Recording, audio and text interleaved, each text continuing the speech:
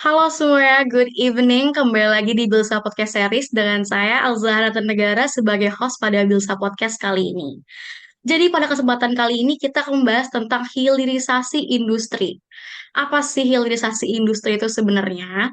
Nah, untuk teman-teman yang belum tahu atau ingin lebih tahu tentang hilirisasi industri, bisa menyimak video podcast ini sampai akhir ya.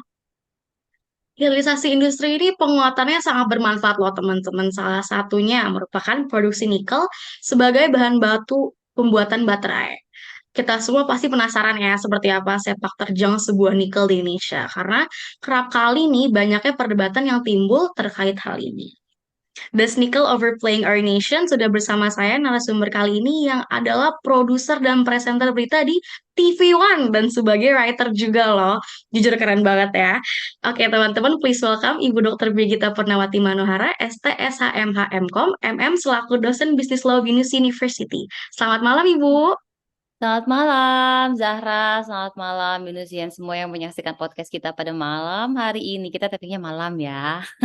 Ya, Ibu. Baik, Ibu apa kabarnya? Lumayan lah, ini kondisi saat ini memang sedang kurang baik ya, karena kita tahu bagaimana sekarang sudah Oktober tapi belum juga hujan. Ini kan panas ya. Rasanya Hmm. engap sekali dan ini ternyata dampaknya banyak, bukan cuma ISPA, ternyata saya bukan ISPA-nya yang kena tapi malah kena diare. Jadi ini buat pinusian semua harap jaga kesehatan dengan kondisi yang masih belum menentu ini. Baik, Ibu semoga cepat sembuh ya Ibu Brigita. Terima kasih sayang. Sebelumnya, kami ingin berterima kasih kepada Ibu Brigita yang sudah berkenan hadir pada acara podcast kita kali ini. Sebelum kita lanjut nih Bu, dipersilakan Ibu Brigita untuk memperkenalkan diri secara singkat dan menyapa para teman-teman yang menonton ya Bu. Ya, Persilakan. terima kasih Zahra. Sebelumnya selamat berjumpa kembali seluruh Pinusian. Tentunya ini di Bilsa Podcast yang kali ini temanya luar biasa sekali. Saya Brigita Manohara. Saya presenter produser di TV One dan spesifikasi saya memang belakangan ini ada di ekonomi, kata saya mengurusi program Indonesia Business Forum. Dan sekarang ini saya sudah bergabung di BINUS, khususnya di Business Law, untuk bisa sharing nantinya ke depan dengan teman-teman dan mudah-mudahan kita bisa bertemu ya dalam waktu dekat untuk kelas-kelas yang nanti dipercayakan kepada saya. Demikian, Sarah. Baik, terima kasih Ibu Brigita atas perkenalannya. Kita mulai ke first session ya Ibu. Oke, Oke, saya. baik. Nih, seperti apa yang kita udah tahu ya, ibu-ibu dan teman-teman, pada bulan Mei kemarin tuh telah diadakan rapat KTT ASEAN di Labuan Bajo. Kira-kira ibu kita dan teman-teman ngikutin gak nih perkembangannya di Labuan Bajo kemarin? Nah, berhubung dengan isu atau topik pada kesempatan kali ini ya, Bu, berawal dari hasil kesepakatan KTT ASEAN kemarin di Labuan Bajo, para pemimpin menyepakati penguatan ekonomi kerjasama, salah satunya pembentukan ekosistem mobil listrik. Mm-mm. Nah, tentunya dalam hal ini hilirisasi industri itu menjadi suatu hal yang krusial ya kan. Namun sayangnya nih Bu, hilirisasi industri di Indonesia kerap kali masih begitu sulit, khususnya terkait dengan nikel yang mana digunakan sebagai bahan baku pembuatan baterai. Yang kita tahu tentunya nanti bakal digunain dalam ekosistem mobil listrik kan. Nah, mungkin Ibu Brigita di sini bisa berpendapat nih Bu. Sebenarnya apa sih hilirisasi industri itu dan soalnya mungkin teman-teman yang nonton nih kita banyak yang belum tahu gitu. Baik, terima kasih Zahra. Ini buat teman-teman semua, ketika kita bicara hilirisasi, memang belakangan begitu sering ya kita dengar di telinga kita, apalagi pasca COP26 ya, yang kita sudah menyepakati bagaimana kemudian kita menandatangani untuk percepatan net zero emission, kemudian kita sudah bersepakat bersama di dalam negeri dan juga di luar negeri untuk bisa kita sama-sama membantu mendorong percepatan pemanfaatan EBT, energi baru terbarukan, supaya emisi karbon di dunia ini, terutama juga di Indonesia spesialnya, itu bisa kita tekan. Nah, kira-kira seperti itu awalnya, sebelum kemudian karena kita melihat bagaimana potensi sumber daya alam di Indonesia ini sedemikian besar, kita tahu ya sebelum nikel ini bagaimana batu bara. Sebelumnya juga kalau kita dengar Freeport di Papua, bagaimana kemudian bisa yang awalnya belum sebesar sekarang, salah satu produksi terbesarnya ada di Papua, ini bisa menjadi sebesar sekarang. Nah, sebegitu besarnya Zahra dan juga Binosian potensi sumber daya alam di Indonesia. Dan sekarang pemerintah itu semakin menyadari, kenapa sih kok nggak dari dulu itu kita coba memproduksi sendiri, membangun industrinya di Indonesia, supaya tidak kemudian barang mentahnya saja yang kita kirim keluar dan justru malah orang luar yang punya perusahaan di sini yang mendapatkan keuntungan lebih dari bahan baku yang kita kirimkan. Contohnya saja begini, ketika Zahra punya kebun, Zahra menanam singkong. Nah, harga jual singkong tentu akan berbeda ketika Zahra mengolah singkongnya. Singkongnya bisa kemudian yang paling sederhana direbus atau digoreng. Harganya dari yang misalnya 1 kilo kalau mentah itu 1.000, bisa jadi sepotong itu 500. Artinya apa? Artinya keuntungan Zahra dari meningkatkan value si singkong ini semakin besar. Nah, makin tinggi lagi harganya ketika kemudian dijadikan keripik. Ya, Pak ya. Sebungkus berapa Zahra harus keluar uang untuk beli keripik. Nah, artinya apa? Semakin banyak penambahan tindakan dari bahan baku menambahkan value di sana, maka nilainya dari barang ini semakin tinggi. Demikian pula ketika kita bicara hilirisasi yang malam hari ini kita membahas tentang nikel. Nikel itu kalau kita ambil terus kemudian kita jual aja namanya nikel ore, itu harganya ya segitu-segitu aja. Tetapi kalau tadi Zara sudah sampaikan, kita olah dulu untuk bahan baku baterai. Nilainya tentu bisa semakin tinggi. Nah, kalau di nikel itu awalnya ini perbandingannya saja ya Zara dan teman-teman, ini sambil saya buka datanya supaya saya tidak salah. Kalau kita jual nikel ore-nya saja, ini yang masih mentah belum mendapatkan olahan lain-lain ya. Ini $33 per ton. Sementara kalau kita sudah rubah, kita sudah olah menjadi ferronikel, ini per tonnya jadi 2.622. Bayangin, dari 33 jadi 2.622. Atau kalau misalnya mau lebih tinggi lagi harganya, diubah menjadi nickel matte. Diolah lagi nih menjadi nickel matte. Harganya, wah ini lebih tinggi lagi, 8.396 US dollar per ton. Ini dari paparan yang saya dapatkan dari beberapa paparan para stakeholders yang di pernikelan ya, Zahra ya, supaya saya tidak salah. Kemudian kalau kita mau naikin lagi dari nickel matte ini, jadi nikel ingot, itu harganya 13.786 US dollar per ton. Bayangin, kalau dari yang nikel ore 33, ketika nanti kita olah jadi nikel ingot, itu bisa jadi 13.786 ton. Artinya apa? Penambahannya banyak. Nah, bukan hanya dari harga jual saja, Zara dan teman-teman Binusian semuanya yang menyaksikan acara ini, penambahannya itu bukan cuma dari revenue harga yang meningkat tajam dari proses peningkatan value ini, tetapi juga ada kalau kita sering dengar itu multiplier effect. Nah, kalau industri itu dibangun di Indonesia, bayangkan berapa investasi yang masuk. Saya belum dapatkan datanya, jadi saya belum bisa sampaikan di sini. Per $1 investasi itu berapa impact-nya itu saya belum dapatkan datanya, begitu ya. Jadi saya tidak bisa sampaikan di sini. Tetapi bisa dibayangkan ketika itu nanti industrinya dibangun di sini, itu kan pasti dia bikin dulu nikel matte-nya, kemudian menjadi nikel ingot. Artinya investasi yang dibutuhkan juga tidak sedikit. Nah, dari pembangunan pabrik itu berapa tenaga kerjanya yang bisa diserap? Karena sekarang pemerintah ini kan menggalakkan TKDN ya, bagaimana kemudian komposisi dari dalam negeri ini bukan cuma pemanfaatan bahan bakunya, tetapi juga dari sumber daya manusianya yang diserap. Kemudian yang kedua, bagaimana kemudian wilayah sekitar industri itu pasti berkembang kan? mulai dari industri properti perumahan yang menyediakan untuk si para pekerja industri, atau juga kalau kita lebih detail lagi paling sederhana nih ya, warteg di seputaran situ bayangin. Atau ibu-ibu yang bawa nasi bungkus jualan buat pekerja-pekerjanya. Nah, ini kan ladang pekerjaan baru yang diharapkan dari berkembangnya industri di suatu wilayah itu, multiplier impact-nya ini yang pemerintah mau dorong. Kenapa? Karena seperti kita ketahui bersama, Indonesia ini punya sumber daya yang banyak. Tapi berapa persen sumber daya ini dinikmati oleh mereka yang menjadi warga negara Indonesia?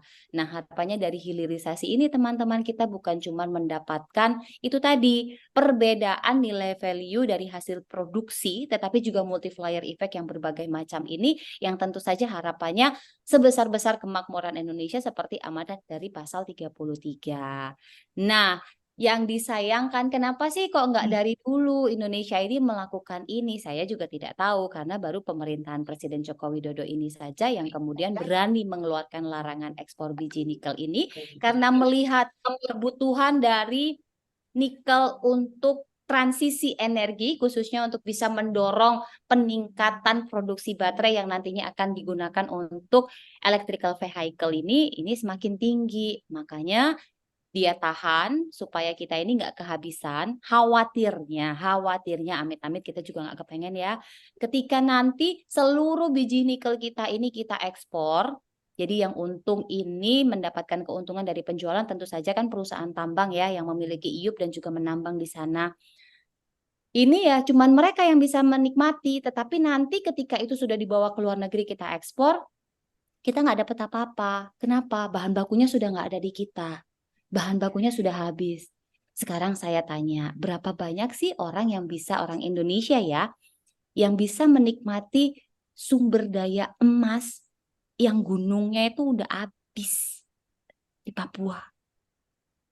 Nanti coba kita cek sama-sama. Walaupun serapan tenaga kerja Indonesianya semakin ditingkatkan, tapi berapa banyak orang Indonesia yang merasakannya? Data terakhir yang kemudian diekspos oleh beberapa media, salah satunya adalah dari Kata Data, ini mereka yang bekerja di masyarakat di seputaran tambang, tidak semuanya loh bisa merasakan nikmatnya sumber daya yang berada dekat dengan mereka.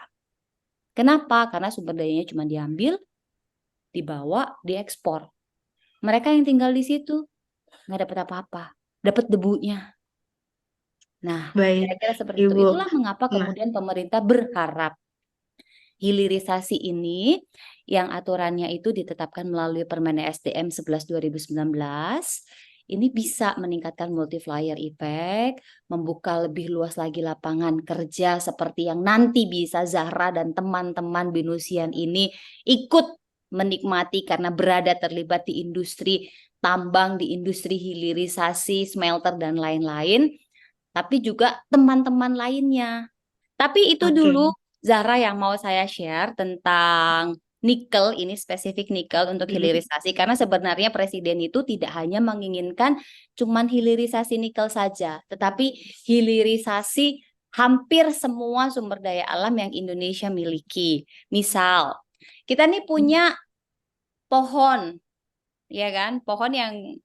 Pohon produksi itu kalau kita cuman ekspor pohon gelondongannya saja, tetapi industri turunannya misalnya industri kertas, industri lain-lainnya ini tidak kita manfaatkan, ya kita cuma dapat dari harga jual pohon itu saja, Oke, bukan baik. kemudian yang Ibu, lainnya.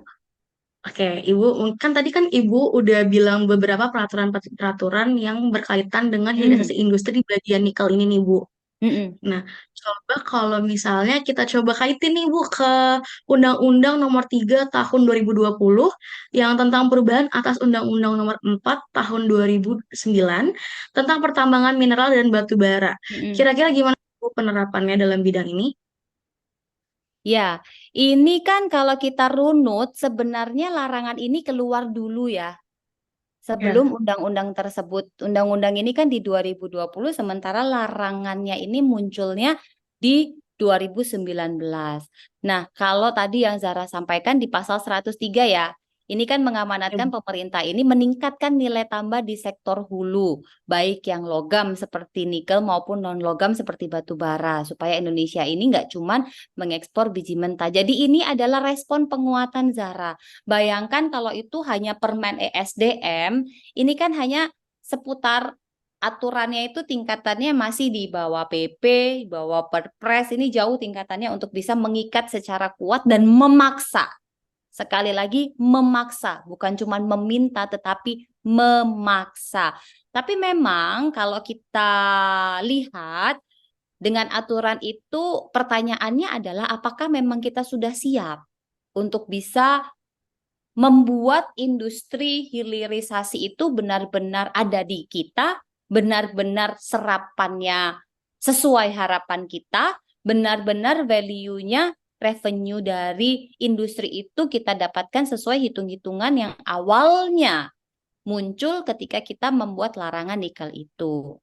Kan kekhawatirannya ketika undang-undang itu muncul, tetapi kemudian larangan ekspornya ini masih berlaku, padahal industrinya belum ada. Tentu yang menjadi masalah adalah mau kemana ini tambang yang sudah menambang nikel yang barangnya sudah ada, belum bisa diproduksi di Indonesia. Ini mau kita apain? Kita nggak boleh ekspor.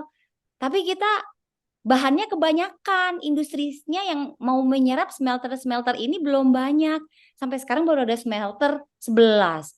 Dari target 53, entah berapa yang udah bangun. Kan begitu pertanyaannya. Benar bukan?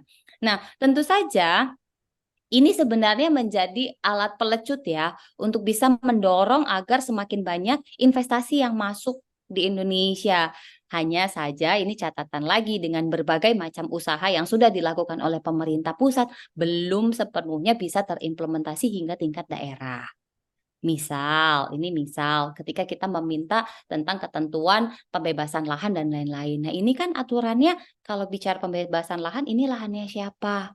Jangan-jangan ini masuk di hutan lindung. Hutan lindung harus ke Kementerian KLHK dulu. Jangan-jangan ini lahannya untuk kepemilikan lahan di atas. Kalau tambang itu kan izinnya hanya yang di bawah saja. Nah, yang di atas ini punya siapa? Bisa jadi ini hitungannya. Karena kita kan ini kalau bicara tentang tambang ini jauh dari kota kayak kita. Jangan dibayangin kayak kita ya. Ini jauh banget teman-teman. Zahra udah pernah belum ke tambang? Belum, Ibu, sayangnya Belum ya, belum. nanti sama-sama deh kita lihat ya supaya Zara juga bisa bayangin.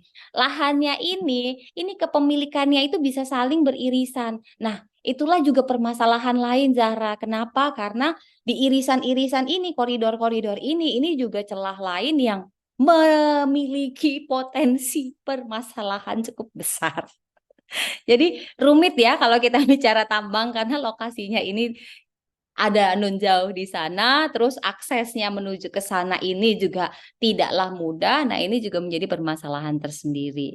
Nah, berkaitan mengenai kita kembali ke yang ketentuan yang Zahra tadi sampaikan, memang harapannya ini besar sekali ya dari pemerintah. Insentif-insentif sudah diberikan mulai dari tax holiday, kemudian berbagai macam insentif lainnya, PPN yang kemudian dipermudah, relaksasi-relaksasi yang diusahakan.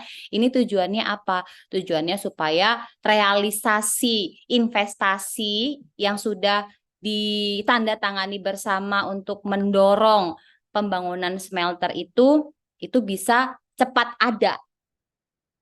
Jadi nggak kemudian tetap aja karena nggak boleh ada ekspor, tapi barangnya banyak, nggak ada yang serap, masalah lagi. Apa masalahnya? Penyelundupan.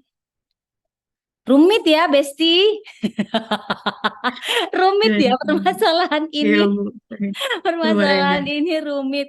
Nah, padahal kalau itu penyelundupan, pada akhirnya kita tidak bisa menelisir kalau ada kerusakan, kalau ada permasalahan, siapa yang harus bertanggung jawab? Nah, ini kan masalah ya, ketika dia sudah diikat, tujuannya baik, diikat supaya lebih mudah nanti perizinannya, lebih mudah proses investasinya karena sudah diatur undang-undang, tetapi turunannya ketika kita belum siap, masalahnya banyak loh. Ini mau diapain barangnya udah banyak. Akhirnya nanti diselundupkan keluar, tetap aja ada itu ekspor. Nggak ngerti saya caranya gimana karena saya belum melakukan penelitian, tapi itu ada dan itu tidak sedikit.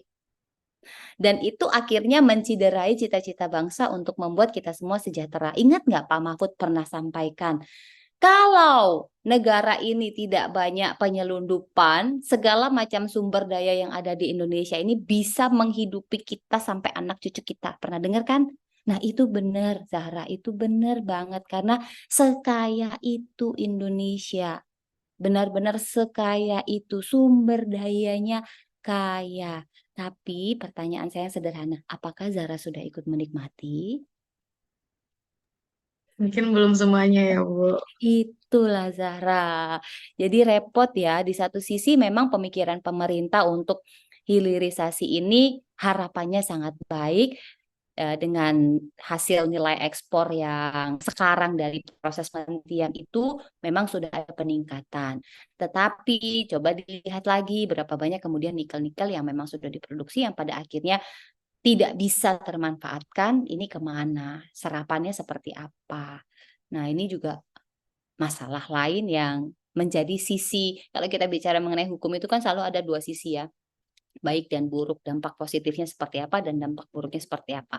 Nah, itu kira-kira dampak yang bisa muncul supaya harus ada evaluasi ulang ini dan kita berharap ya, ini kan sudah deklarasi nih Presiden Cawapres yang akan berkontestasi di pemilu 2024. Nah, kita mau lihat seperti apa kemudian pandangan beliau-beliau ini berkaitan mengenai salah satunya sumber daya alam hilirisasi yang kita gadang-gadang ini bisa memberikan multiplier efek yang luar biasa, bukan hanya peningkatan nilai ekspor yang kalau dari datanya pemerintah ini hasil ekspor hasil dari larangan itu kan besar sekali ya yang bisa didapat kenaikannya kalau misalnya dengan produksi biji 1,6 juta ton di 2022, ini kedua terbesar di dunia.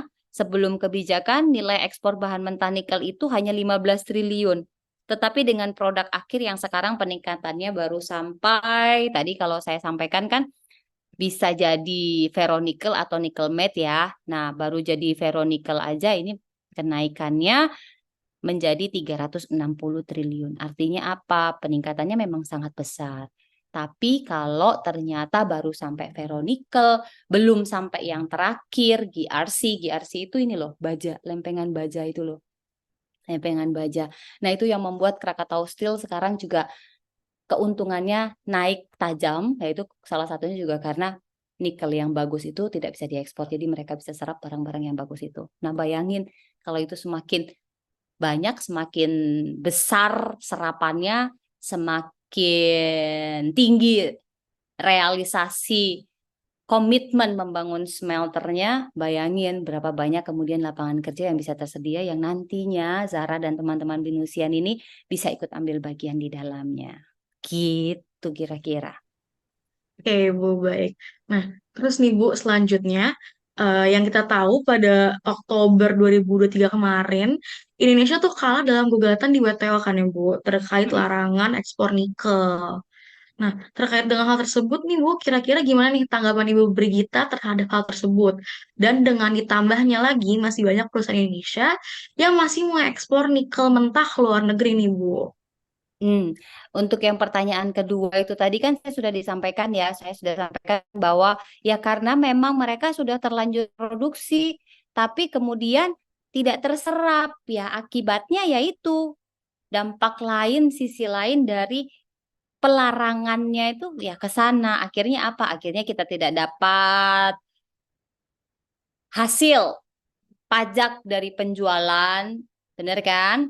Dan kita juga kehilangan sumber daya yang seharusnya itu kalau misalnya dia ditambang di Indonesia, kemudian pajak yang dikenakan ini kan bukan hanya pajak royalti atas barang tambang itu ya, tetapi juga bagaimana penghasilan yang didapat perusahaan yang menambang, termasuk juga penghasilan dari pekerja yang ada di perusahaan tambang itu, kita kehilangan itu semua. Jadi sebenarnya kalau itu tidak segera direalisasi smelternya untuk hilirisasi, itu yang tadi aku bilang, kita tuh kehilangannya banyak banget.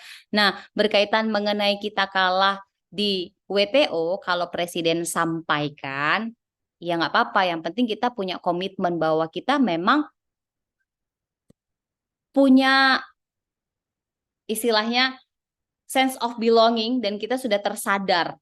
Ini adalah kalau mengutip apa yang sering disampaikan oleh presiden dan para pembantunya, jadi menteri-menteri begitu ya, itu menyampaikan bahwa ya nanti kita akan terus berjuang untuk bisa menyampaikan bahwa sumber daya yang kita miliki ini semestinya memang harus dimanfaatkan untuk kesejahteraan kita, bukan untuk orang lain. Nah, kenapa kita bisa kalah? Memang ada banyak faktor ya, karena kita sendiri kan tidak mengikuti mengapa kemudian bisa sampai kalah kita di WTO karena tidak sesuai pasal 11.1 GATT 94 ya, dan juga pasal 11.1 GATT 94 ini memang kita dilarang melakukan pembatasan. Tapi ini tolong dicatat, negara mana di dunia ini yang tidak melakukan proteksi terhadap sumber daya yang mereka miliki? Negara mana di dunia ini yang tidak mencoba melindungi apa yang ada di dalam negeri mereka? Mulai dari sumber daya, mulai dari sumber daya alam, sumber daya manusia, ataupun industri mereka. Kalau kita mau tengok lebih jauh lagi, banyak loh kebijakan-kebijakan di dunia ini, negara-negara selain Indonesia yang juga melakukan proteksi. Nah, ini nanti bisa jadi catatan dan evaluasi penelitian juga untuk teman-teman. Apakah ini ya sekali lagi upaya untuk membuat atau memperjuangkan ketentuan yang sudah kita buat ini, apakah memang sudah semaksimal yang dilakukan? Karena bisa jadi ini kan juga tergantung dari politik hukum pemerintah ya, seberapa besar kemudian pemerintah mencurahkan perhatiannya, mencurahkan banyak hal untuk bisa membuat agar perjuangan kita di gugatan WTO ini bisa menang. Ya ibarat kata kayak kamu deh, kamu ini kalau misalnya terkena masalah, kira-kira seberapa besar sih perhatian kamu yang kamu berikan ke permasalahan itu? Bisa jadi memang baru so-so, bisa jadi sebenarnya sudah maksimal, tetapi memang buktinya itu belum banyak begitu ya. Atau bisa jadi lobbynya, atau bisa jadi juga ketentuan yang kita buat itu terlalu terus terang. Ibarat kata kita ini masih polos-polos aja gitu dalam membuat aturan. Kan ada nih, misal aku ngelarang kamu pacaran, tapi cara halusnya adalah aku memberikan kamu lebih banyak kegiatan sehingga kamu tidak sempat pacaran. Bisa dipahami ya? Jadi seperti itu kira-kira. Membuat aturan itu belum tentu harus ansih. Memang kalau itu tertuang secara tertulis dan sangat jelas, memang akhirnya jadi orang, oh ya itu salah, itu nggak benar. Tetapi kalau misalnya, ini misalnya ya kayak yang biasa dilakukan oleh negara lain. Aku nggak bolehin kamu nih investasi di sini. Kenapa? Karena ternyata untuk bisa membuat pabrik di tempat aku, itu aturannya susah banget. Itu aturannya tuh ribet banget. Itu aturannya tuh nggak sesuai lah. Budget produksi yang kamu anggarkan itu bisa membengkak drastis gara-gara kamu mau ke tempat aku. Nah, itu kan salah satu cara yang bisa membuat larangan itu jadi lebih halus. Nah, itu nanti bisa menjadi bahan evaluasi dari teman-teman. Bagian mana yang kurang pas ketika kita membicarakan mengenai gugatan yang akhirnya kita kalah. Nah, ini kan pemerintah juga akan mengadvokasi kembali ya berkaitan mengenai kalahnya kita di WTO itu, dan akan terus diupayakan supaya cita-cita pemerintahan Presiden Jokowi untuk bisa terus menggalakkan hilirisasi dan meningkatkan value untuk kita masyarakat yang berada di bawah kepemimpinannya ini akhirnya bisa sesuai dengan harapan beliau. Nah, kita tunggu saja seperti apa, dan ini bisa jadi bahan evaluasi Binusian khususnya di ILSA ya. Apakah sudah benar? Kenapa kok kita bisa kalah? Apakah ada part of advokasi yang kita lakukan ini kurang pas, atau jangan-jangan justru ada yang kurang dari proses advokasi yang kita lakukan. Jangan-jangan yang kita pilih lawyernya ini bukan lawyer yang level ibarat kata kalau di Indonesia grade A. Jangan-jangan lawyer yang kita pilih ini karena kita dananya tidak sebesar yang seharusnya kita tuangkan. Yaitu tadi yang saya bilang, Zara, jangan-jangan kalau punya masalah nggak sebesar perhatiannya ke situ. Ya udahlah, yang penting ada pengacara yang kita bisa ini. Ya udahlah, yang penting ini. Ya udahlah, kita nggak usah ngoyo-ngoyo untuk melakukan lobby. Tapi kalau misalnya kita total, kita pilih pengacara yang terbaik, kita usahakan yang luar biasa, tidak akan ada drama kopi sianida yang 7 tahun kemudian akhirnya merebak lagi hanya karena siaran dari salah satu penyedia jasa film, kan kayak gitu ya. Nah, itu nanti bisa jadi penelitian. Mengapa kok bisa sampai itu? Tetapi setahu saya pemerintah itu sudah mengupayakan, pemerintah sudah memaksimalkan apa yang dimiliki untuk bisa membuat agar ketentuan yang dibuat itu tetap bisa berlaku dan tidak kemudian menyalahi aturan. Kayak gitu. Itu juga bisa jadi bahan penelitian loh, apa memang benar negara lain itu tidak melakukan proteksi, apa memang benar tarif yang diberlakukan terhadap barang yang mereka produksi dan barang yang mereka jual itu sudah sesuai dengan aturan yang ada. Setahu saya sih ya, kayak misalnya, ya kita yang gampang aja lah, orang-orang ini di negara barat ngomong transisi energi, transisi energi, transisi energi, shutdown dari pembangkit listrik yang menggunakan batu bara. Halo Maria Mercedes, kau lihatlah itu bagaimana kemudian negara-negara yang begitu kencang membicarakan transisi energi ternyata balik lagi pakai coal kan? Karena kondisi geopolitik. Nah, ini pertimbangan-pertimbangan itu yang nanti bisa jadi bahan penelitian lanjutan dari teman-teman. Gitu, Oke. Zara. Baik, Ibu. Berarti dapat kita katakan bahwa undang-undang kita ini sebelumnya belum terlalu mampu untuk melindungi nikel kita ya, Bu, berdasarkan sebab akibat yang tadi Ibu jelaskan.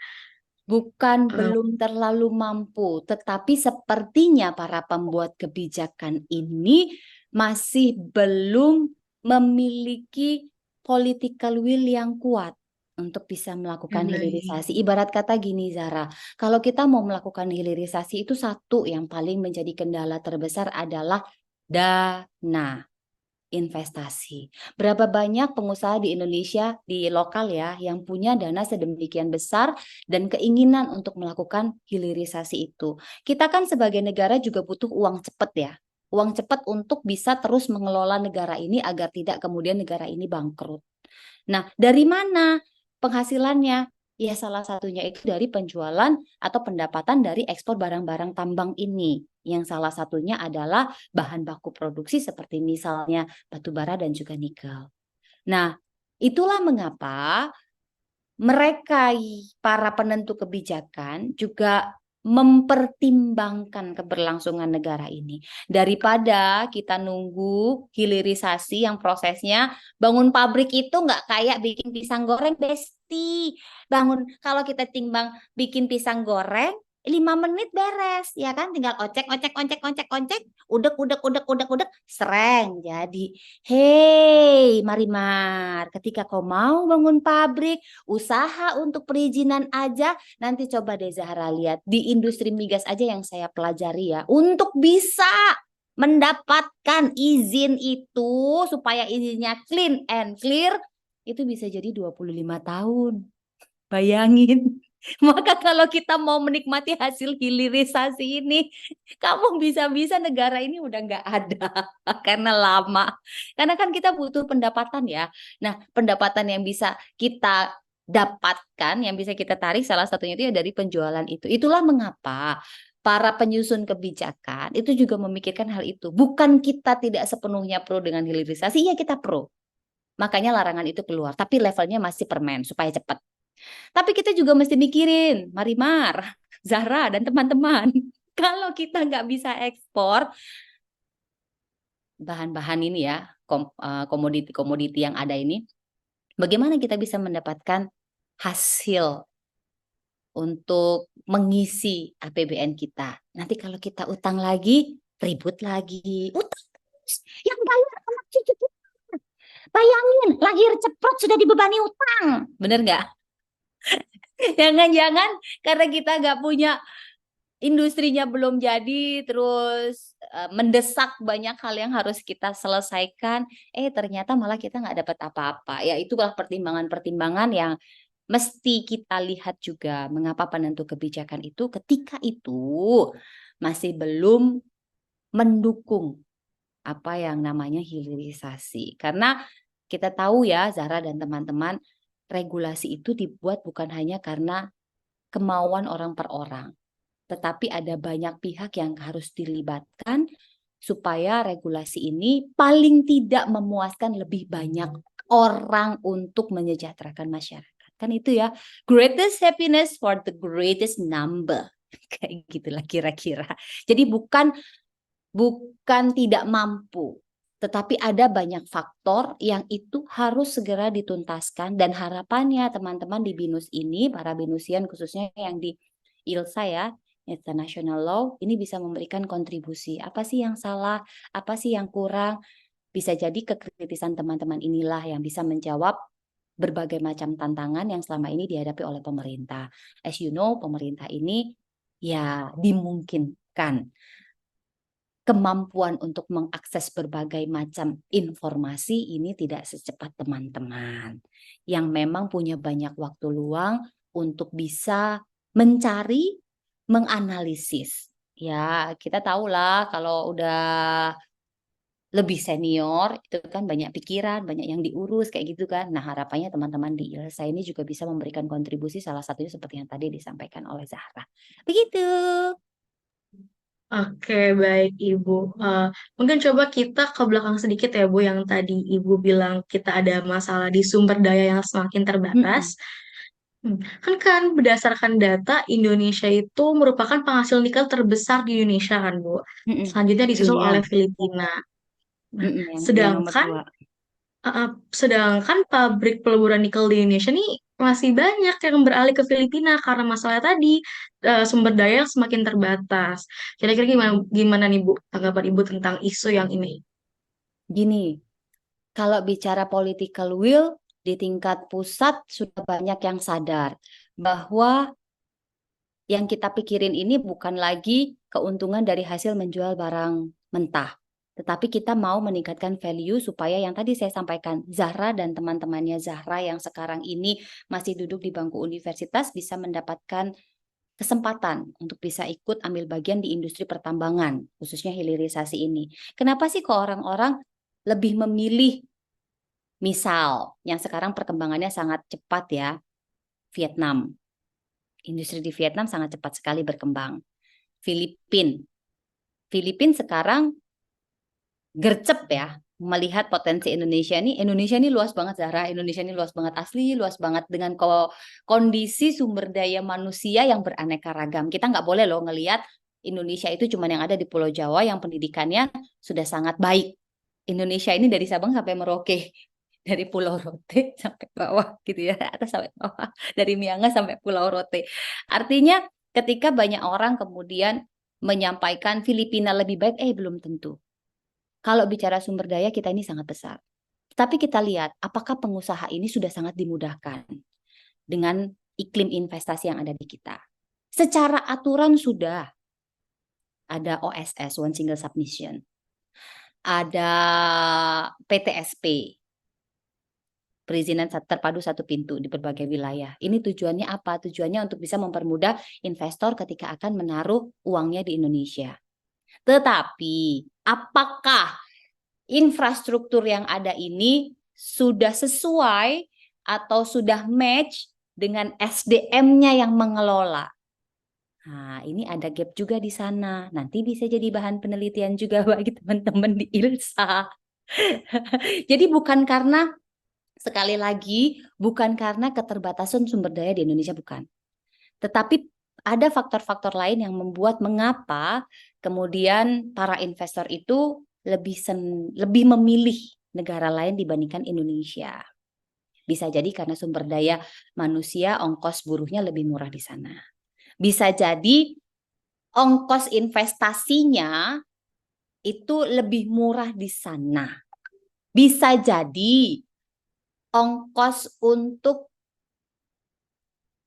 misalnya untuk mengurus perizinan, untuk mengurus macam-macam, ini karena durasinya di sana lebih pendek, itu mengurangi ongkos produksi. Nah, ini faktor-faktor yang teman-teman juga mesti teliti. Nggak bisa serta-merta kita ikut potong kompas bahwa, oh itu karena di sana sumber dayanya lebih banyak. Hei, Marimar, kau lihat dulu potensi di Indonesia, Marimar. Kan seperti itu ya.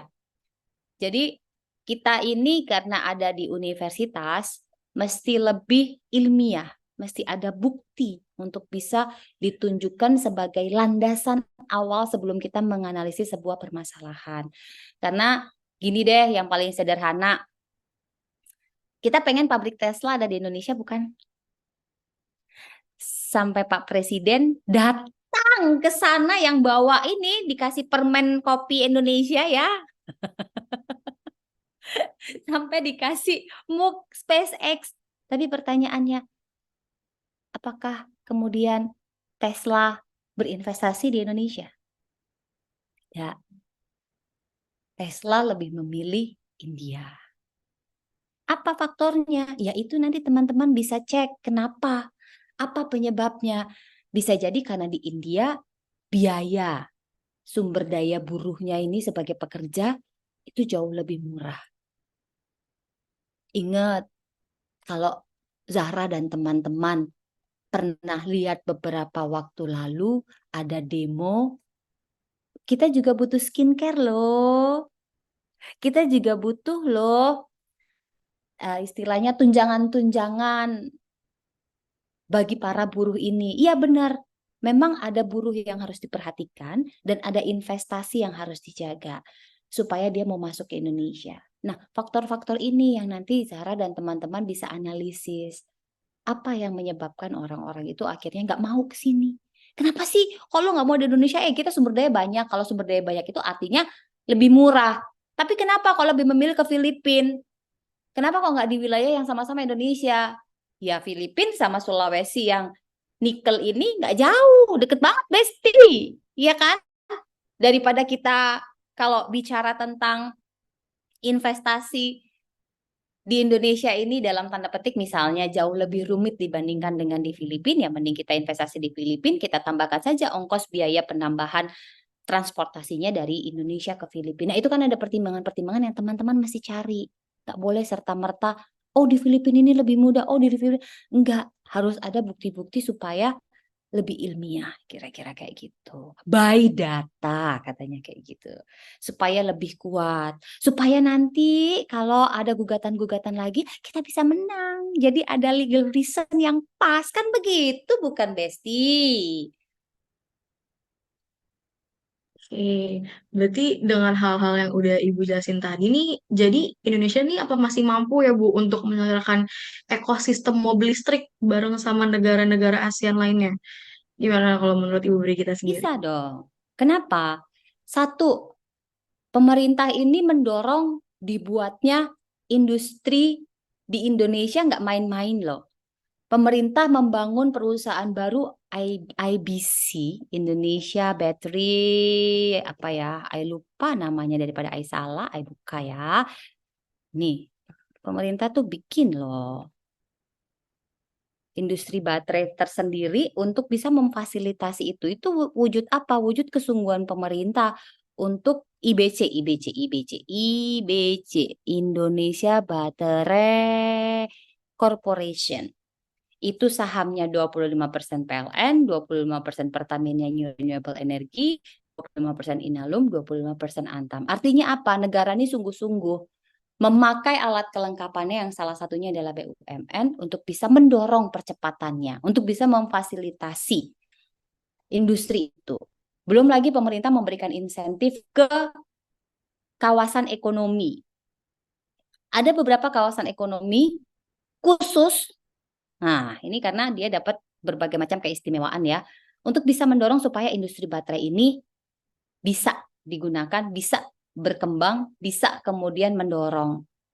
Dan kita juga bisa lihat bagaimana kemudian perusahaan-perusahaan dalam hal ini ya, khususnya ya, perusahaan negara yang kontrolnya ini langsung dari pemerintah, ini full support terhadap tujuan dari peningkatan industri baterai, terutama yang nanti ujungnya adalah electric vehicle.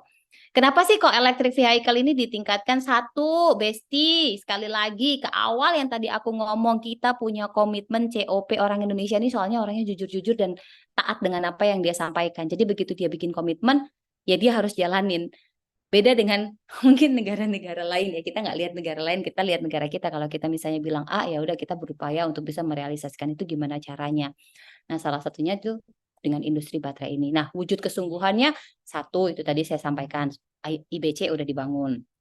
Dua, perusahaan-perusahaan negara ini berlomba-lomba untuk terus meningkatkan target net zero emission 2060 atau dipercepat. Seperti kita ketahui, target di 2025 yang ada di kisaran 23 itu masih jauh. Karena kita sekarang bauran energinya 2022 ini saja baru di angka 12%. 12 ke 23 jauh, Betty. Dan untuk 1 tahun membangun sedemikian, mendorong orang untuk bikin atau menggunakan electric vehicle aja belum tentu mau. Pertanyaan saya, kamu lebih milih mana? Motor dengan bahan bakar fosil atau motor dengan bahan bakar listrik? Ayo. Nah, Listrik ya, Bu. kalau di sini harus ngomong listrik ya. Walaupun ada banyak selain Zahra di luar sana yang masih mikir, kenapa? Untuk dapat bahan bakar fosil saja susah. Listrik aja di beberapa wilayah, bukan di Indonesia ya, bukan di Pulau Jawa ya, di beberapa wilayah ya di Pulau Jawa, itu juga susah. Jadi kalau ditanya pemerintah, effortnya pemerintah sudah luar biasa. Tapi apakah sumber daya manusia di Indonesia ini sudah terliterasi dengan baik dengan proses transisi energi ini, dengan electric vehicle yang tadi disampaikan oleh Zahra? Saya aja, ini saya ya, saya juga belum punya tuh mobil listrik walaupun dibilang ganjil genap bisa melintas dengan mudah. Karena apa ya, ada pertimbangan-pertimbangan. Kalau gue beli mobil baru, dari mana gue dapat duitnya, kan begitu. Orang kan punya pertimbangan tersendiri, ya kan. Terus yang kedua, apa memang benar kalau kita pakai mobil listrik ini jauh lebih murah kosnya. Nah, ini kan pertimbangan-pertimbangan yang harus terus disosialisasi. Dulu kita mau pakai kompor induksi atau mungkin pakai aliran gas, orang masih bertanya-tanya.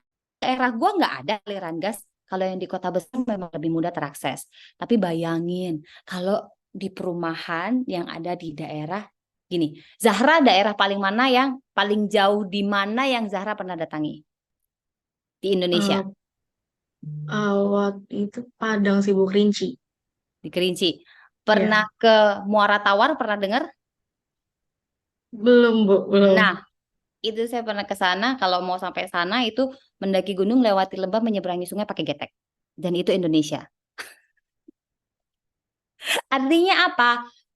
Iya, secara di atas kertas itu mudah, tapi implementasinya memang tidak semudah membalikan telapak tangan. Maka kalau tadi pertanyaannya, apakah kita bisa? Bisa. Tapi pemerintah nggak bisa kerja sendiri.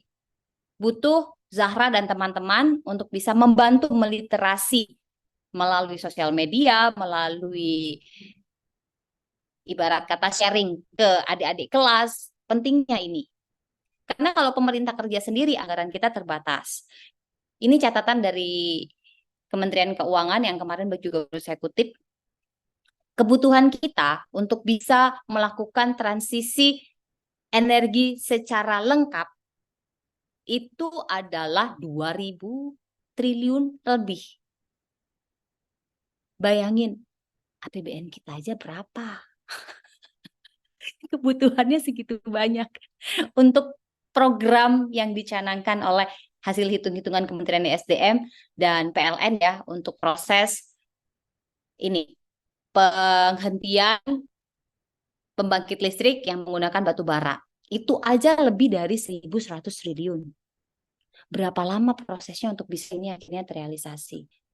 Dari mana duitnya orang-orang yang mau investasi? Namanya orang investasi itu kan ya pasti mau cari untung ya. Ya nggak bohong lah, namanya bisnis ya harus cuan. Kalau nggak cuan ya namanya bukan bisnis.